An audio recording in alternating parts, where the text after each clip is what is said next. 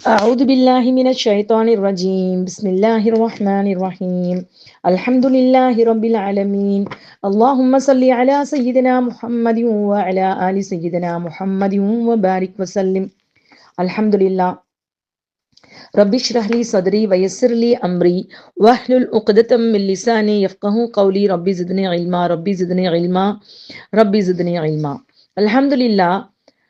எல்லாம் வல்ல அல்லாஹ் சுப்ஹானஹு தஆலாவின் அளப்பெரும் கிருபை ரஹ்மத் கொண்டும் உயிரினும் மேலான கண்மணி நாயகம் ஸல்லல்லாஹு அலைஹி வஸல்லம் அவர்களுடைய துஆ பரக்கத் கொண்டும் அருள்மறை குர்ஆனின் தஃப்சீர் பாதையில நாம் எல்லாரும் பயணித்துக் கொண்டிருக்கிறோமா? அல்ஹம்துலில்லாஹ்.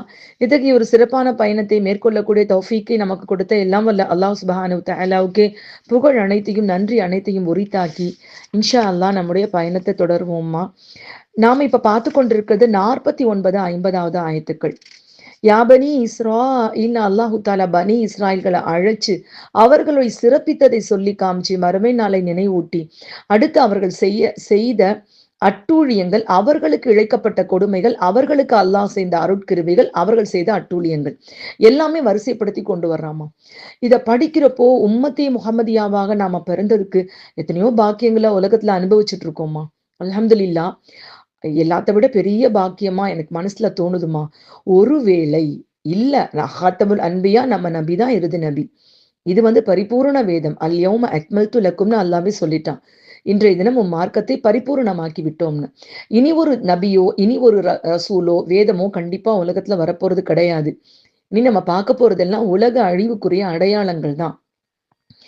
இருந்தாலும் யாபனே இஸ்ராயில்னு சொல்லி சொல்லி இந்த அட்டூழியங்களை எல்லாம் அல்லாஹ் தன் வார்த்தைகளால் பட்டியலிடுவதை பார்க்கும் பொழுது, அல்லாஹ் நாங்க மட்டும் கடைசி உம்மத்தா இல்லாம இன்னொரு உம்மத் இந்த உலகத்தில் பிறக்குமானால் யா உம்மத்தே முஹம்மதியா என்று அழைத்து எங்களுடைய பாவங்களை இன்னொருவருக்கு நீ சொல்லி காட்டக்கூடிய கொடுமை நிகழ்ந்திருக்குமே அப்படின்னு நினைக்கிறப்போ அல்லா நாயனே உம்மத்தே முகமதியாவாக பிறக்க வச்சதுக்கு நன்றின்னு சொல்ல தோணுது. என்ன காரணம்னா, நிறைய பாவங்கள் இன்னைக்கு உலகத்துல நடக்கவும் ஆரம்பிச்சிருச்சுமா. நபி ஸல்லல்லாஹு அலைஹி வஸல்லம் எச்சரிச்ச மாதிரி அவர்கள் ஒரு உடும்பு பொந்துக்குள் யூதர்கள் புகுந்து கொண்டாலும் அதற்குள்ளும் முஸ்லிம்கள் என்னுடைய உம்மத்துக்கள் புகுந்து கொள்வார்கள். அவங்க செஞ்ச எல்லா பாவத்தையும் செய்ய துடிப்பாங்க அப்படின்னு சொன்ன மாதிரி எல்லா பாவங்களுக்குள்ளும் இன்னைக்கு நம்ம சமுதாயம் சிக்கி கொண்டு இருக்கிறது. ஆனா ஒன்னே ஒண்ணு, டைரக்டா நமக்கு மறுமையில தான் அது வெளியாகும். உலகத்துல இன்னொரு சமுதாயத்திட்ட அல்லாஹ் வேதத்தை கொடுத்து முன்னோர் வரலாறுங்கிற பேர்ல யா உம்மத்திய முஹம்மதியா உங்களுக்கு நான் சிறப்பை கொடுத்தேன், நீங்க இதெல்லாம் அட்டூழியம் பண்ணீங்க அப்படின்னு சொல்லிட்டு பட்டியலிடாம நம்மள அல்லாஹ் பாதுகாத்துட்டாமா. அல்ஹம்துலில்லாஹ். நாம குரானை பற்றி கொண்டு விழித்துக் கொள்வோமா இன்ஷா அல்லாஹ். இதுல நம்ம முதல் பகுதியில சில விஷயங்கள் பார்த்துட்டோமா. இப்ப இரண்டாவது பகுதியில ரொம்ப நீள பகுதி இது கிடையாது, நீளமான ஒரு பதிவு இல்ல, ஒரு சில விஷயங்கள் மட்டும்மா. அதாவது 2 கேள்விகள் நான் வச்சிருந்தேன்மா. இந்த நபி மூசா அலைஹிஸ்ஸலாம் அவர்கள் எளிதாக போகக்கூடிய பாதையை விட்டு ஏன் ஒரு கடினமான பாதையை தேர்ந்தெடுத்தாங்க? நம்பர் 1. இன்னொன்னு தான் எடுத்த அந்த ஒரு மிஷன்ல அவங்க வெற்றி அடைஞ்சாங்களா? தன்னுடைய சமுதாயத்தை பாதுகாத்து கொண்டு போய் அல்லாஹ் வாக்களித்த அவங்களுக்கு தௌரால சொன்ன மாதிரி இப்ராஹிம் அலைஹிஸ்ஸலாம் அவர்களுக்கு அறிவிச்ச மாதிரி உன் சமுதாயம் அடிமைப்பட்டு கிடக்கும், அதை மீட்பிப்பவர் ஒருவர் வருவார், அவர் வாக்களிக்கப்பட்ட இடத்திற்கு கூட்டி செல்வார்னு சொன்ன மாதிரி அந்த வாக்களிக்கப்பட்ட இடத்துக்கு கூட்டிட்டு போயிட்டாங்களா? எதனால அது தாமதமாச்சு அப்படிங்கிற விஷயத்த நம்ம கண்டிப்பா பார்ப்போம் இன்ஷா அல்லாஹ். அன்புக்குரிய தீன் சொந்தங்களே, சகோதரிகளே, நாம இன்னைக்கு இதை ஒரு விஷயமும் பார்க்கும் பொழுது நம்மளே நம்ம கம்பேர் பண்ணி பார்த்துட்டே வரணுமா. அதாவது இவ்வளவு பெரிய அற்புதத்தை பார்த்த பிறகும் அவர்களுக்கு ஏன் அந்த உறுதி இல்லாம போச்சு? நம்ம இன்னைக்கு அந்த உறுதி, நமக்கும் அந்த ஒரு ஆபத்து வராம இருக்கணும்னா நம்ம எந்த விஷயத்துல முன்ஜாக்கிரதையாக இருக்கணும்? நமக்கு கொடுக்கப்பட்ட மோஜிசா உயிர்ப்பு துடிப்போடு நம்மோடு பேச துடிக்கின்ற நம்முடைய குரானை பற்றி பிடித்து அதிலிருந்து அறிவுரைகளை பெற்றுக்கொண்டு வாழ முனையும் காலமெல்லாம் நிச்சயமாக அல்லாஹ்வுடைய ரஹ்மத் நமக்கு இருக்குமா. நம்ம சமுதாயம் அவ்வளவு சீக்கிரம் வழிகட்டு போயிட முடியாது.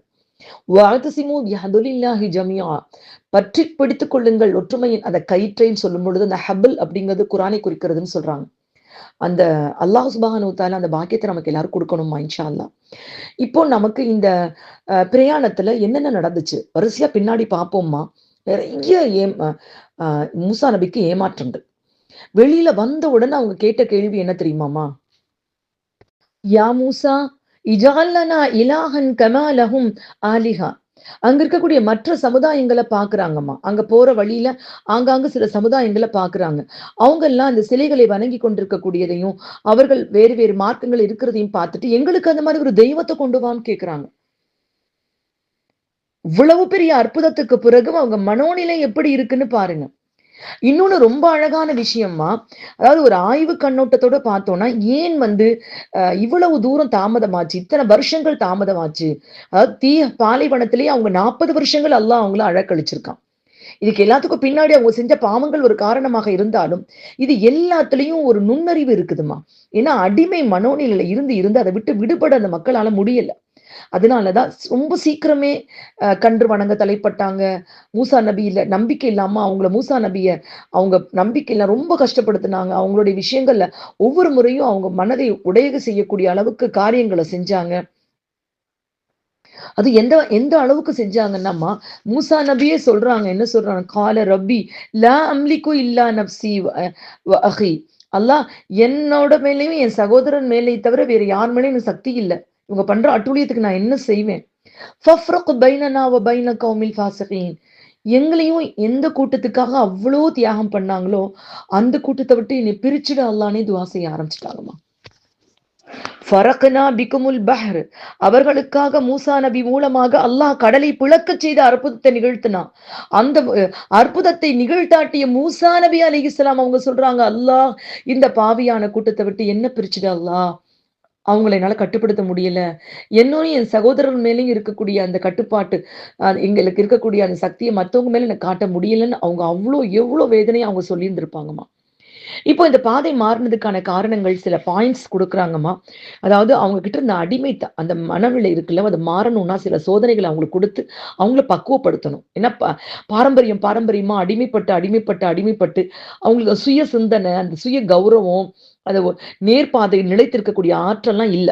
2வது விஷயம்மா, அவங்களுடைய பயம். அவங்களுக்கு இயற்கையிலேயே அது பயம். அந்த அடக்குமுறைக்கு உள்ளாகி உள்ளாகி இருந்த பயம் போகணும். ஒரு நல்ல ஒரு சமுதாயமாக அவங்க உருவாகணும். அடுத்ததுமா, ஒரு புது சமுதாயம். இந்த மக்கள் எல்லாம் அழிஞ்சு போய் இவங்கள்லேருந்து உருவாகக்கூடிய ஒரு புதிய சமுதாயம். அந்த பல கஷ்டங்களையும் அனுபவிச்சு, பார்த்து, வளர்ந்து அப்படி ஒரு நாடு கிடைக்கிறப்ப தான் அவங்களுக்கு அது மேல பிடித்தமும் வரும். ஒரு வலிமையான ஒரு சமுதாயம், நல்ல தீர்க்க சிந்தனையுடைய ஒரு சமுதாயம் உருவாகணும். அல்லாஹ்வின் மீது முழு நம்பிக்கை கொண்ட ஒரு சமுதாயமாகவும் இருக்கணும். உருவாகக்கூடிய அந்த சமுதாயம் அல்லாஹ்வின் மீது நம்பிக்கை கொண்ட ஒரு சமுதாயமாக இருக்கணும். ஒரு அடிமை சமுதாயத்தை ஒரு ஆளும் சமுதாயமாக மாற்றி ஆகணும். இதுக்கு அந்த காலகட்டம் தேவையா இருந்துச்சுன்னு ஆய்வு முடிவுகள்ல சொல்றாங்கம்மா. தஃப்சீருடைய ஆய்வுகள்ல சொல்றாங்க. அப்போ இந்த காலதாமதத்துக்கு இது ஒரு காரணம். இன்னொரு காரணம் என்னன்னாமா, இந்த மாதிரியாக நேரடியாக அவங்க கூட்டிட்டு போயிருந்தாங்கன்னா, நான் ஏற்கனவே சொன்ன மாரி 10 டூ 14 நாட்கள்ல கடந்து போகக்கூடியது பார்த்தோம்ன்னு சொன்னா, இடையில நாடுகள் இருக்கும். இந்த காலத்து மாரி அந்த காலத்துல பாஸ்போர்ட், விசா அப்படிலாம் இருக்காதும்மா. ஒவ்வொரு சின்ன சின்ன நாடுகள்னா பெரிய வல்லரசு மாதிரி இல்லம்மா. சின்ன சின்ன நாடுகளாக இருந்தாலும், குறுநில மன்னர்கள் இருந்தா கூட, அவங்க தங்களுடைய அந்த குறுநிலங்களை சுத்தி கூட பெரிய கோட்டை கட்டியிருப்பாங்க. அந்த கோட்டைகள்லாம் ரொம்ப பயங்கரமா இருக்கும்மா. அது ஏறி இறங்குனாலே அ மவுத் அந்த மாதிரி வலிமையான கோட்டைகள் கட்டப்பட்டிருக்கும். அதனுடைய எச்சங்களை இப்ப கூட நம்ம பார்க்கலாமா. அப்ப அந்த வலிமையான அந்த கோட்டைகள தாண்டி அவங்க சண்டை போட்டு உள்ள போயி, அத ஜெயிச்சு அவங்க அத பிடிக்கிறதெல்லாம், அவங்கள தாண்டி போறதெல்லாம் அவ்வளோ சாமானியம் இல்ல. அவங்கள இவ்ளோ, ஏன்னா சாதாரண மக்கள் கிடையாதும்மா. அவங்க சொல்றாங்க, இது எவ்வளோ பேர் போயிருப்பாங்கன்னு சொல்றாங்கன்னா, ஒரு 6,00,000 இளைஞர்கள். இளைஞர்கள் மட்டும் 6,00,000, ஆண்கள் மட்டும் 6,00,000 பேர். மென் மட்டும் 6,00,000 ஆண்கள் இருந்தாங்க. மொத்த டோட்டல் பாப்புலேஷன் ஒரு அப்ராக்ஸிமேட்டா இருந்தா கூட 1 இருந்து 2 மில்லியன் அளவுக்கு இருக்கும் அப்படிங்கிறாங்கம்மா. 1 2 மில்லியன் இருக்கு. பெண்கள், குழந்தைகள் எல்லாரையும் சேர்த்துட்டு சொன்னா அவ்ளோ பெருசு, அவ்ளோ இருக்கும் அப்படின்னு சொல்றாங்க. ஆனா கண்டிப்பா அவங்களுக்கு வாக்களிக்கப்பட்ட இடத்துக்கு போறாங்க அப்படிங்கிறது அவங்களுக்கு தெரியும். ஏன்னா ஜெனசிஸ் 17 6-7ல இருக்குமா. அதாவது தோராவினுடைய பகுதி இது. ஜெனசிஸ் அப்படிங்கிற பகுதியில God promised Abraham and his wife Sarah many descendants who would make you into nations. உங்களை ஒரு நேஷனா, ஒரு சமுதாயமாக மாத்துவாங்க. உன்னுடைய வழி வரக்கூடியவங்க. ஏன்னா அப்ப அவங்க 2 பேர் தானே, பெரிய சமுதாயமா இல்ல, பெரிய சமுதாயமா இது உருவாகும் அப்படின்னும், அந்த வாக்களிக்கப்பட்ட இடத்துக்கு அவங்க போவாங்க அப்படிங்கிறதும் முழுக்க முழுக்க ஏற்கனவே சொல்லப்பட்டிருந்துச்சுமா அவங்களுக்கு, அந்த வாக்களிக்கப்பட்ட இடத்துக்கு போறது எல்லாமே. அப்போ இந்த நிலையில அவங்க அந்த இடத்தை நோக்கி ஆர்வமா போறாங்க. ஆனா இடையில அவங்க நிறைய தவறுகள் செஞ்சாங்க. இது ஒண்ணாவது. அதாவது அந்த இடத்த தாண்டி போறப்ப இந்த மாதிரியான வலிமையான இடங்கள கடந்து போ வேண்டியிருக்கு. சரி, இந்த மாற்றுப்பாதைய தேர்ந்தெடுத்தாங்களே, அதுல அவங்களுக்கு அந்த மாரி எதுவுமே எதிர்படலையான்னு கேட்டா, அப்படியே எதிர்பட்டாலும் சண்டையிடக்கூடிய அளவுக்கு தைரியமான மனப்பான்மை உடையவர்களாக அவங்க இல்ல. சொல்லப்போனாமா, அவங்க வாக்களிக்கப்பட்ட அந்த பலஸ்தீனிய மண்ணை நெருங்கக்கூடிய நேரத்துல, நான் யூசுப் நபி காலத்திலேயே அவங்க போயிட்டாங்கல்லம்மா. அந்த கிட்டத்தட்ட அவங்க போனதோட அங்க கனான்ல ஓன் பீப்பிள், அப்புறம் அங்கேயும் பல அரசாங்கங்கள் உருவாகி இருக்கும். எப்பவுமே அப்படி போய் ஒரு இடத்த போய் நம்ம சொந்தம் கொண்டாட முடியாதுல்ல. இப்ப நம்முடைய தமிழ்நாட்டுல ராமேஸ்வரத்துக்கிட்ட ராதமலை சமாவுடைய பிள்ளைக ஆபில் காபில் அவங்களுடைய அடக்க ஸ்தலம் இருக்குது. நம்ம எல்லாரும் போய் பார்ப்போம். அதுக்காக உலகத்துல உள்ள மக்கள் எல்லாரும் இங்கதான் மனித பிறப்பினுடைய ஆரம்பம் இருந்துச்சு, அதனால எனக்கு சொந்தமான இடத்த கொண்டா, எனக்கு சொந்தமான இடத்த கொண்டா, இங்க வந்து நம்ம வீடுகள்ல பங்கு கேட்டா கொடுப்போமா நம்ம? அது காலங்கள் கடந்து போய் யார் யாரோ இருந்தாங்க, எங்கேயோ போயிட்டாங்க. அப்ப அந்த மாரி பல 100 வருஷங்கள் கடந்து போனதுல, அதுவே அந்த நாட்டுல ஒரு சாம்ராஜ்யம் நடந்து கொண்டு தானே இருந்திருக்கணுமா. அப்படிப்பட்ட இடத்துல ஆனா அல்லாஹ் வாக்களிச்சிருக்கான். கண்டிப்பா இது நன்மை நடக்கும். அப்ப அந்த இடத்துக்கிட்ட கூட்டிட்டு போகக்கூடிய ஒரு சூழ்நிலை.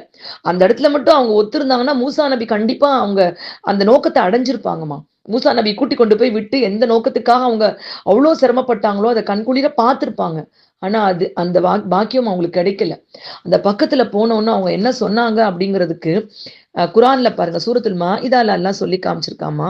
யா கௌமி துகுலுல் அர்தல் முகத்தஸத அல்லதி கதபல்லாஹு லகும் வலா தர்தது அலா அத்பாரிக்கும் وعلى أدباركم فتنقلبوا خاسرين قالوا يا موسى إن فيها قوما جبارين وإنا لن ندخلها حتى يخرجوا منها فإن يخرجوا منها فإنا داخلون.